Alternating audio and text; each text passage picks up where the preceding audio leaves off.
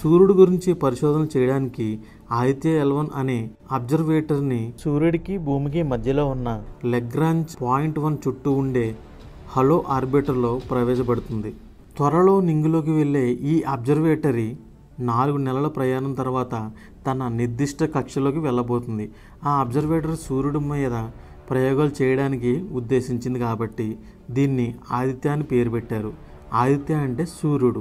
ఇక దీనిని సూర్యుడికి భూమికి మధ్యలో ఉన్న లగ్రాంజ్ పాయింట్ 1 దగ్గర దీన్ని ప్రవేశపెట్టబోతున్నారు. కాబట్టే ఈ మిషన్కి ఆదిత్య L1 అని పేరు పెట్టింది ఇస్రో.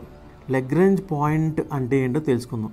అంతరిక్షంలో సూర్యుడు, గ్రహాలు, ఉపగ్రహాలు, ఆస్ట్రాయిడ్లు ఇలాంటి ఏవైనా 2 ఖగోళ పదార్థాల మధ్య ఏదైనా వస్తువును ఉంచితే దాని మీద ఏ ఖగోళం గురుత్వాకర్షణ ఎక్కువ పనిచేస్తే ఆ వస్తువు దాని వైపుగా వెళ్తుంది.